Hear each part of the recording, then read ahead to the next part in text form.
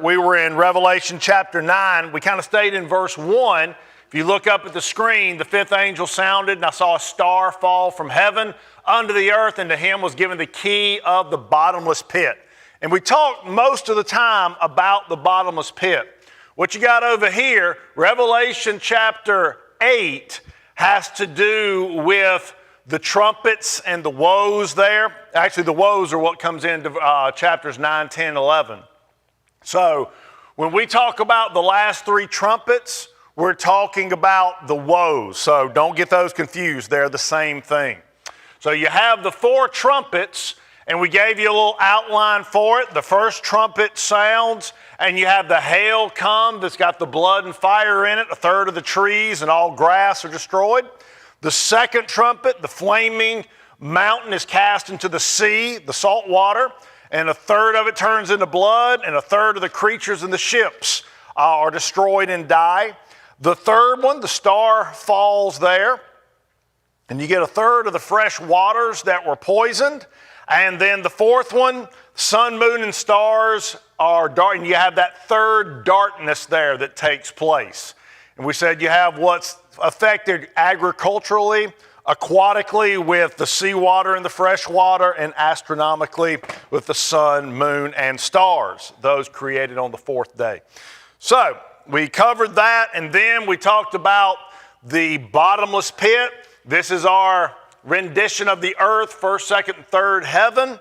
And we talked about all the different references in the Bible that talk about the bottomless pit and hell and Abraham's bosom, the shaft that will be burnt down so people will be able to see into it at the end of the tribulation period and in the beginning of the kingdom there. So that's kind of a quick review. We haven't been together in a couple of weeks. We will be together tonight and next week, and then we will take a couple of weeks off for missions revival and Labor Day, and then we'll come back fresh after that. So tonight we are in Revelation chapter 9. We're going to try to get through verses 2 through 11. And so we are going to cover, this will be, I think, lesson number 34, and we will cover the fifth trumpet, which will be the first woe. So I'm going to go ahead and flip this over. It's blank on the other side. So in case that we need it, we will have it available for us. So we'll just go ahead and put, this is number 34, and we're in Revelation 9, and we're looking to go verses 2 through 11, and we're with the fifth trumpet, and which is also the first woe. All right? So we'll begin with that. Verse 2, and he opened the bottomless pit, and there arose a smoke out of the pit as the smoke of a great furnace, and the sun and the air were darkened by reason of the smoke of the pit. Now, before I read anything else, I want to show you, you say, Brother Mark, why is the word as highlighted? Now, as we read down through here, I want you to notice, you see as, like, as, all of those that are in there, all the way down here through verse 10 and 11 there. All right? There's a reason for that. Because one of the things you have to discern as you go through when we study what's revealed to us in this fifth trumpet, this first woe, what part of, when you use like or as, you English students, what is that called? Simile, thank you. All right, good job, Zach. Way to be there, baby. All right, so that is a simile, and a simile's best friend is called a metaphor. Good. All right, so when we look at the Bible, we have to look, are we looking at things that are literal, or are we looking at things that are figurative? When is the Bible doing that? And so as we read through this, I highlighted these words so you'd be able to see the difference, because some of this, it's important that you see it's a comparison, but other parts, according to the wording and the context, we see it's referring to something literal. All right? So with that in mind, watch. And he opened the bottomless pit, and there arose a smoke up out of the pit, as the smoke of a great furnace.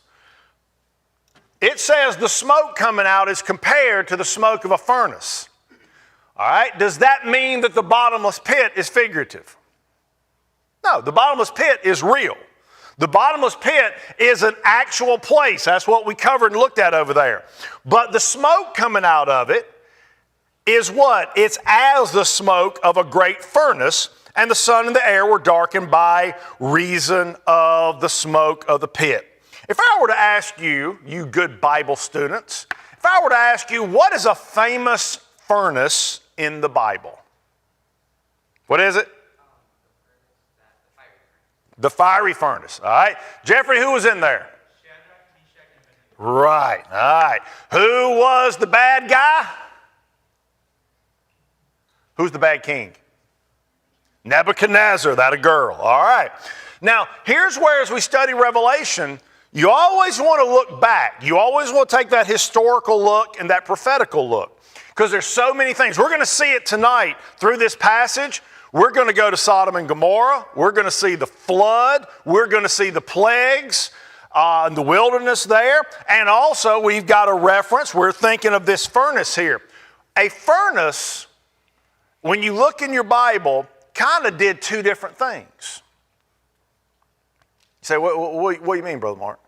Well, with the case of the fiery furnace, Nebuchadnezzar said, if you don't bow down to my idol when the music plays, then I'm going to do what? What did he say he was going to do? Throw him in. So that furnace would be a place of judgment or of punishment. Now, think about this. Why was there a furnace there? What do you think they used that furnace for? Jeffrey? What? Curing bricks, that way they would be able to... Okay, bricks could be one thing. What's something else? What's something they would...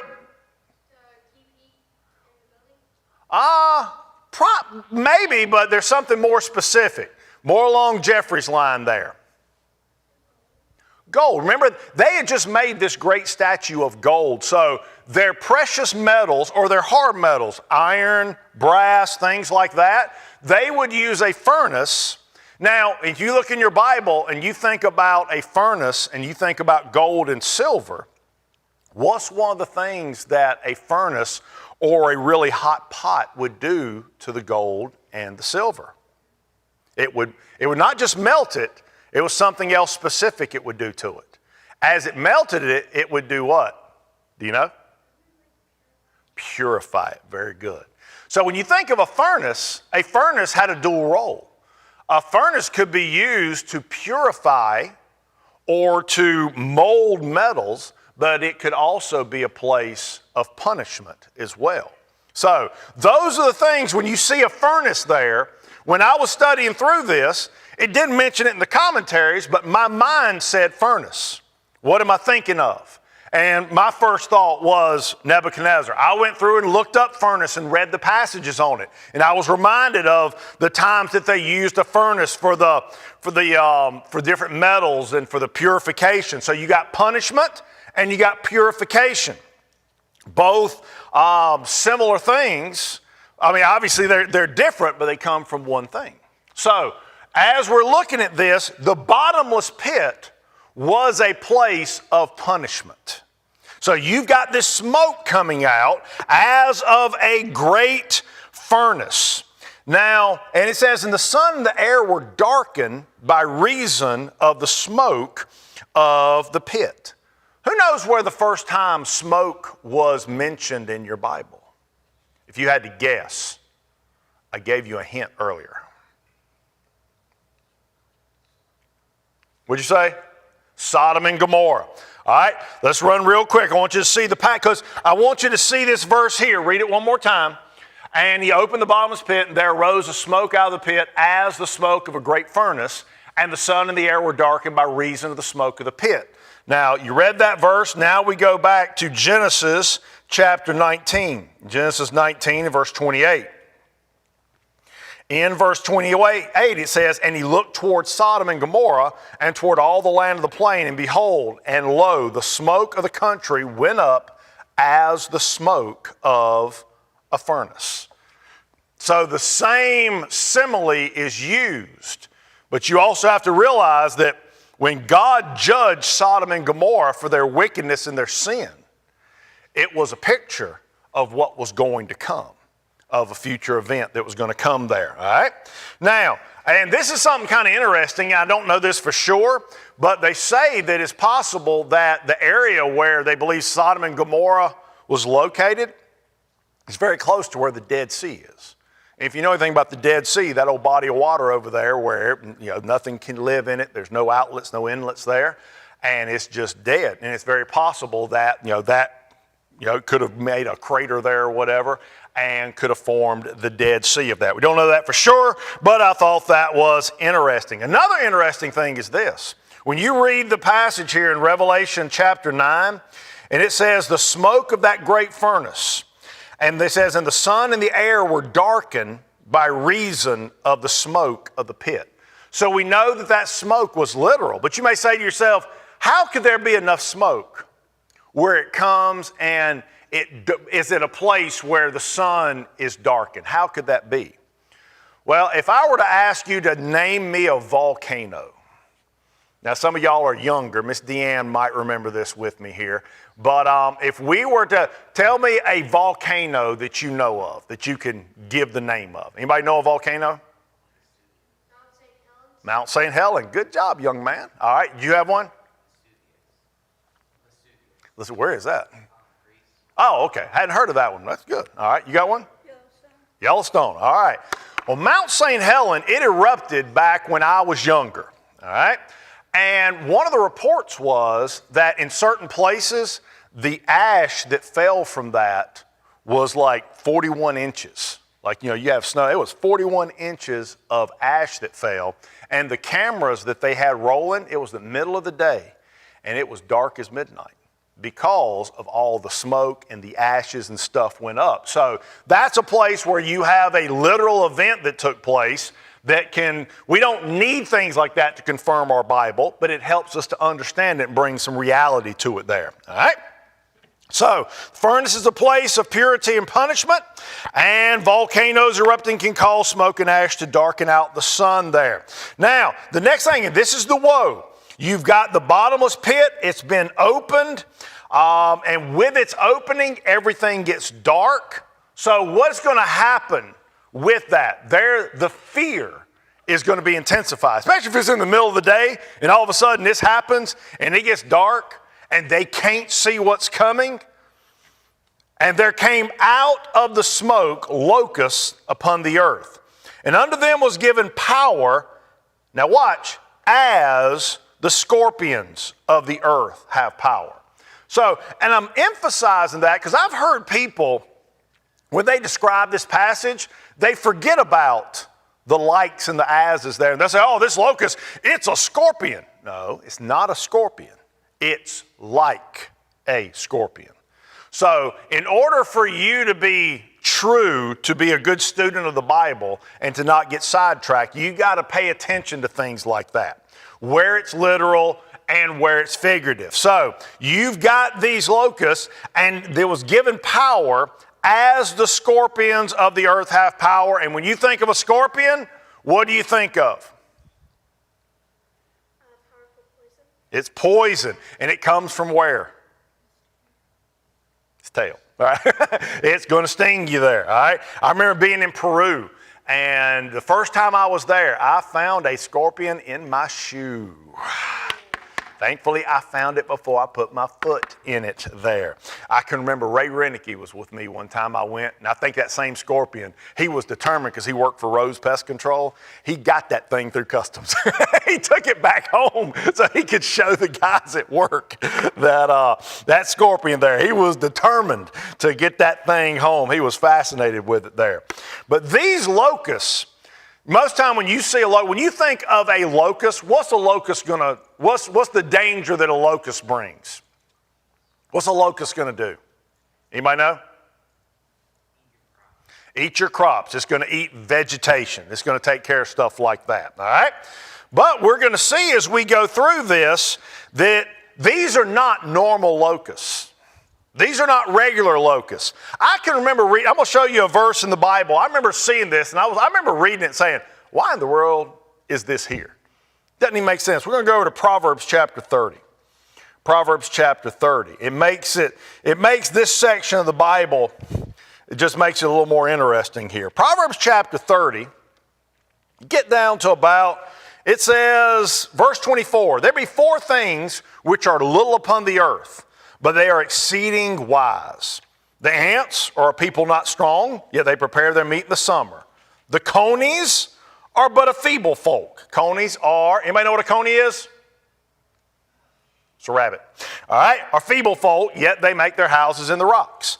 The locusts, now watch this. The locusts have no king, yet they go forth, all of them by bands. The spider taketh hold with her hands and is in kings' palaces.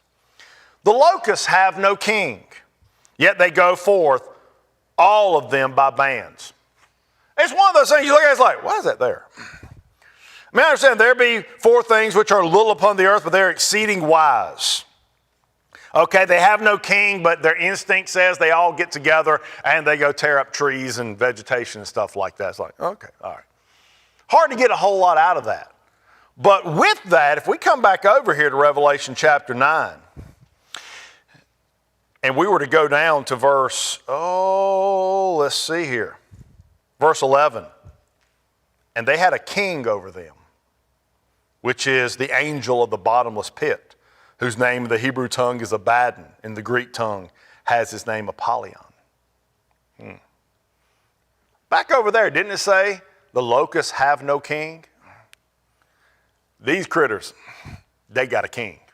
Who is their king? It's the Antichrist there. All right, it's the beast. So watch with this as we continue through. It's little things like that. And now we also said something about where else in your Bible, if you think of locusts, where's your mind going to go? Who are some of the most popular locusts in the Bible? Zach, what do you think?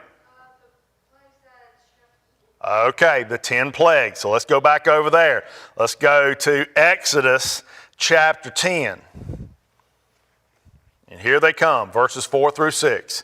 Else if thou refuse to let my people go, behold, tomorrow I will bring the locusts into thy coast, and they shall cover the face of the earth, that one cannot be able to see the earth. And they shall eat the residue of that which is escaped, which remaineth unto you from the hail, and shall eat every tree which groweth for you out of the field. And they shall fill thy houses, and the houses of all thy servants, and the houses of all the Egyptians, which neither thy fathers nor thy fathers have seen since the day that they were upon the earth unto this day. And he turned himself and went out from Pharaoh. So those were regular locusts. Locusts that were going to come, but they were going to come in such volume that what the hail didn't destroy, they were going to come and eat up. So there's going to be no vegetation left in Egypt there. And this is where I show you, you say, well, Brother Mark, they're different, right? Yes, they are different. But remember, when we're studying Revelation, we're looking back at these places, Sodom and Gomorrah, the 10 plagues, the fiery furnace. God throughout history has been showing people what's going to come. And yet what we see as we study through this prophetically, we look to the future, are they going to listen? No. At some point in your life, and maybe multiple times, you're going to ask the question, man, why do people do what they do? Why do people make the same mistakes? Why would people believe what they believe? People become hard-hearted, and they get focused on one thing, and they refuse to believe the truth. No matter what they see, no matter what they experience. Remember, what was it? I think it's over in Luke chapter 16. It says the rich man died and was buried, and in hell he lifted up his eyes being in torments. And he has that conversation with Abraham. He sees Abraham afar off in Abraham's bosom. And he asks for Lazarus to come and dip his finger in water and come and cool his tongue, just a drop of water to cool his tongue, because he was tormented in that flame. And then he asks, he says, would you let Lazarus go back and tell my brethren? I've got 4 brethren. Let him go back and tell them. He says, let them believe the prophets. He says, if they won't believe them, they're not going to believe somebody even if they're risen from the dead. So all of what's going to go on with the plagues, did Pharaoh give in? Technically, no. He let them go, but did he follow them? Yes, and eventually they were judged. Eventually, God has to wind up judging man because of his rebellion and because of his wickedness and because of the fact that he will not yield. God gave everybody a free will. You have to remember that, because sometimes people put it on God to say, well, why does God let these things happen? God gave us a free will. And within that, he has bound himself to that to say, okay, I'm going to let people, if they're going to be stupid, then they're going to have to deal with it, even though he gives them chance and time again. So it's important for you to see the historical look with the prophetical look there with this. So had the king there. We see the similes. Now, let's go back over here to Revelation chapter 9 and look at verse 4. I want to try to get to verse 11. We're going to make it. We're going to make it. All right? And it was commanded them that they should not hurt the grass of the earth, neither any green thing, neither any tree, but only those which have not the seal of God in their foreheads.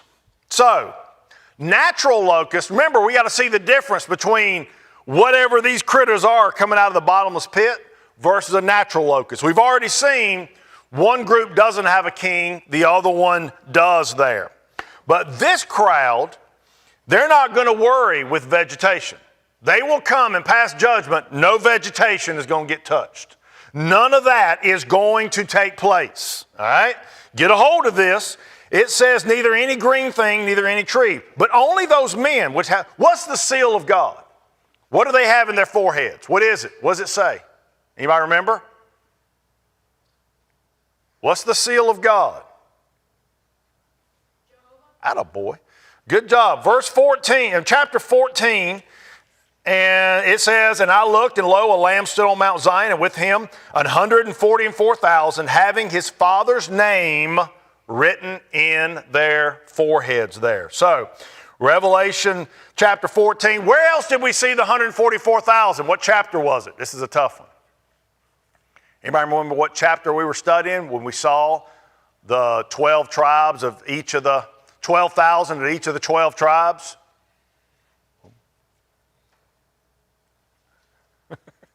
What chapter was it? Please say 7. All right, good. All right, it was chapter 7. So you got chapter 7 and chapter 14 where those things are mentioned. So back to verse 4. And it was commanded them that they should not hurt the grass of the earth, neither any green thing, neither any tree, but only those men which have not the seal of God in their foreheads. Now this is interesting because those that are sealed will be protected from this. But we've also studied what's going to happen to some of the people that don't take the mark of the beast.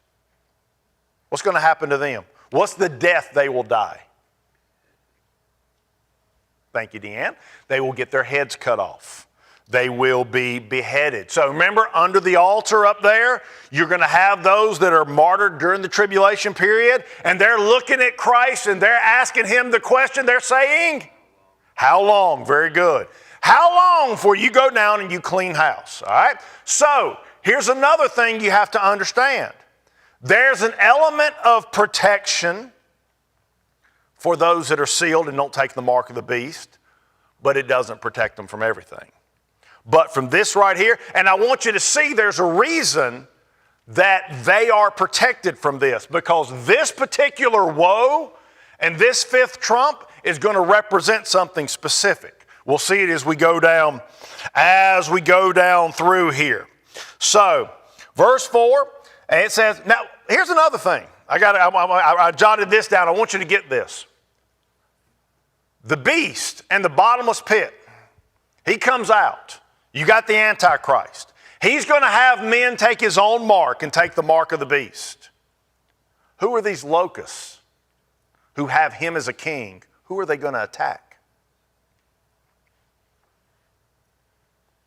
In essence, is he going to attack his own people? Yeah.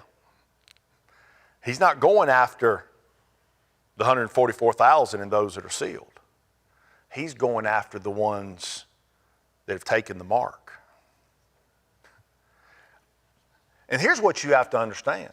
People today that call themselves a Satanist, they worship who they would say their God who hates them. And here's the proof of it right here. From the bottomless pit, these things are going to come out and going to attack not the good guys, but the bad guys. That's the hatred that these demonic creatures and that Satan himself has for God's creation, mankind. He doesn't care. He just wants to punish anything that God has created there. It helps you to learn to think why this stuff is happening and why it's taking place. It gives you that mindset of what is going on. Now watch verse 5 here. And to them it was given that they should not kill them, but that they should be tormented 5 months, and their torment was as the torment of a scorpion when he striketh a man. Look at verse 6.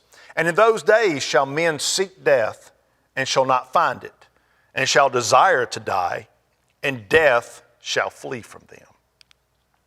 You say, they're going to be in such pain, they're going to want to die, but they can't?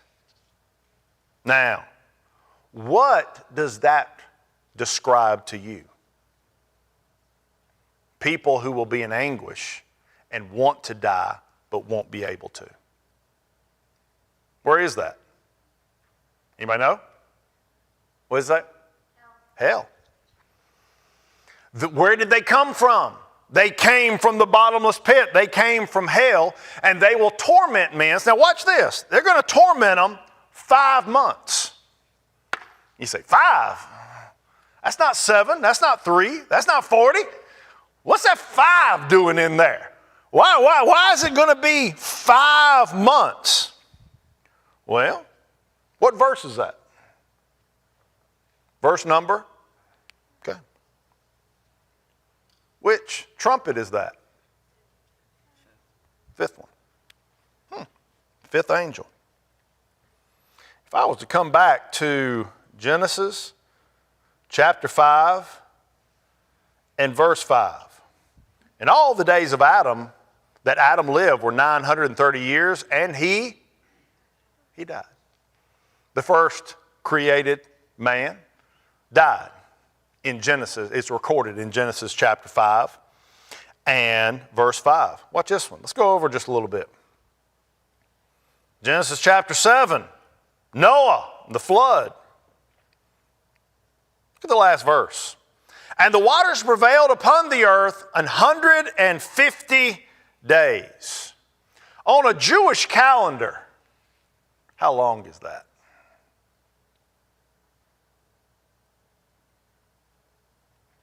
A Jewish month has 30 days in it.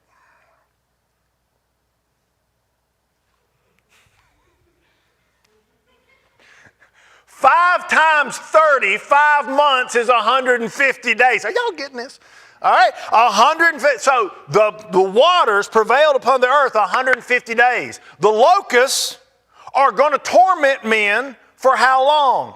5 months, which is 150 days, because we're dealing with the Jews here. All right, man, y'all are sharp as bowling ball. Now here's a cool one. Watch this. If I was to take you over, we're going to see 3 different passages where it talks about this. Second Samuel, chapter 2, verse 23.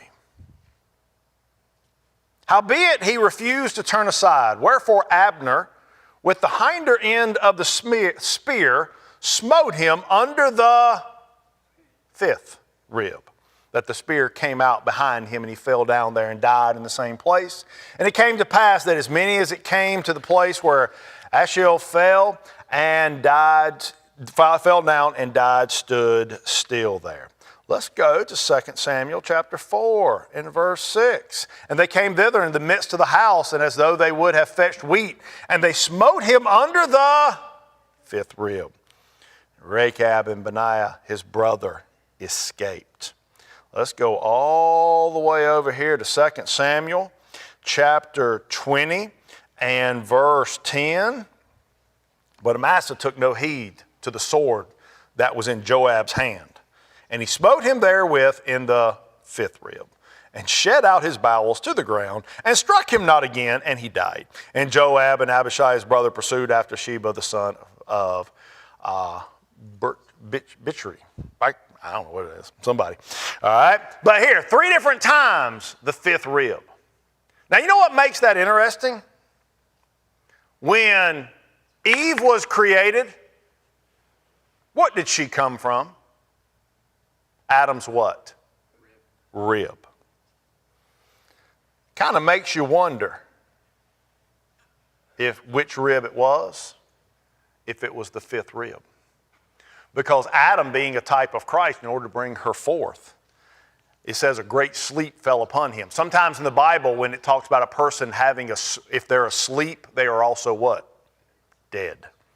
I personally believe that Adam died and Eve came from that 5th rib. See, all these things starting to tie together. See, now we're back over here at the flood. God's judgment there coming about. And you're seeing how these things tie together. And you say, well, why would it be so important for these things to tie together? You know, the 5 months, all right. God is trying to show, this is God being merciful. This is God showing that, okay, look historically. Look, I've given it to you prophetically. You can see it there. You can look back through history and see this is how it works. This is how it works. This is what's coming. And you should be able to see it there. And he gives men that chance, and usually they do away with it there. So, verse 6, and in those days shall men seek death, and shall not find it, and shall desire to die, and death shall flee from them. So they're going to have this sting as a scorpion's tail. We won't turn to it, but Isaiah chapter 9 and verse 15 says, the ancient and honorable, he is the head, and the prophet that teacheth lies, he is the tail. Why would he call him the tail? Well, this locust, having this tail like unto a scorpion. We're going to see it as we go down through here. Because verse 6 says, in those days shall men seek death and shall not find it, and shall desire to die, and death shall flee from them. A picture of what's going to happen when they are judged and cast into the lake of fire there.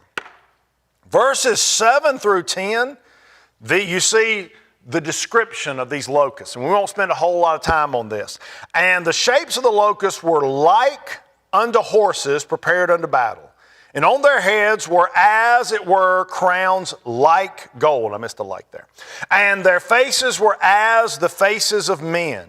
And they had hair as the hair of women. And their teeth were as the teeth of lions. And they had breastplates as it were of iron. And the sound of their wings was as the sound of chariots. And many horses running to battle. And they had tails like unto scorpions, and there were stings in their tails, and their power was to hurt men 5 months. I'm not even going to try to go to the board and draw that. I'm not even going to try, but I think the reason the Bible gives it to us that way is God wants us to use our imagination. I can imagine John remember, John saw this. And then John had the responsibility to turn under the inspiration of God to write it down and try to describe it there. So he is seeing these locusts. He is seeing them go around. He sees them, he hears them, and think about what's going to happen during this time. The smoke goes up, it turns black, people can't see, and all of a sudden they start getting nailed by these things. And I read a little bit about what a scorpion sting is like and the swelling. And most of the time it's not something that's completely lethal there. It could be with some varieties, but the swelling and the aching, and there's just this whole list of things that happens to a person. And they say the pain of it, you feel it all over your body. Yes, sir. Okay, there you go. Remember? They're going to take on this thing of a locust, but it's coming out of the bottomless pit. He's showing this is so much worse than what was in the plagues back over there. So there's that comparison. And I think they're going to function like it, but in all of this, you look at it and you say, okay, you picture a man's face, a woman's hair, and the teeth of a lion. And in your mind, you're like, what in the world? You're trying to build this thing in your head, but you got to remember, like and as. How much of it, what does all of this description make this crazy thing look like? So you've got the description there, but this is going to be even worse. And they are going to bring forth hell on earth for those who have taken the mark there and that are receiving that judgment. So there's not a whole lot there to expound on as far as that description. So we'll end here with verse 11. And they had a king over them, which is the angel of the bottomless pit, whose name in the Hebrew tongue is Abaddon, but in the Greek tongue hath his name Apollyon. Abaddon and Apollyon. What do you think that means in English? I may have told you a few weeks ago. Anybody know? Anybody remember or want to take a guess? Because this is the only time you'll see in your Bible the word Abaddon and Apollyon used. Most likely those names mean destroyer. Destroyer. Let me show you. Go back over to Daniel chapter 8. If we were going to take more time, we would spend a lot of time going back to the book of Daniel, but I'm already taking a lot of time, so we don't go back to the book of Daniel as often as we could. It'd be a whole different study for you there. But the book of Daniel will make a whole lot more sense to you after you study the book of Revelation. But begin in verse 23 here. And in the latter time of their kingdom, this is prophetical, talking about the tribulation period, when the transgressors are come to the full, a king of fierce countenance and understanding dark sentences shall stand up, and his power shall be mighty, but not by his own power, and he shall destroy wonderfully. Now, the word wonderfully is not how we use it today. It will make people wonder at what he's going to do. And shall prosper and practice and shall destroy the mighty and the holy people, and through his policy also he shall cause craft to prosper in his hand, like witchcraft, and he shall magnify himself in his heart. And watch this, and by peace shall destroy many. Anybody remember coming back when you had the white horse back over in chapter 7? The first one, you shaking your head like you remember it. The white horse, the Antichrist comes with a white horse with a bow with no arrows, proclaiming peace, being the imitator of he that is to come there. So, and by peace shall destroy many, and shall also stand up against the prince, capital P, of princes, but he shall be broken without hand. Why will he be broken without hand? What will he be broken with? What's Christ coming back with? What's his offensive weapon? The sword. And it is coming out of where? His mouth. He's not even going to raise a hand. He's going to speak that rascal out of it. He's going to speak him into the bottomless pit to be bound for that 1,000 years, to be released for that season at the end of that time there. One more verse and we'll be done. Jeremiah chapter 4 and verse 7.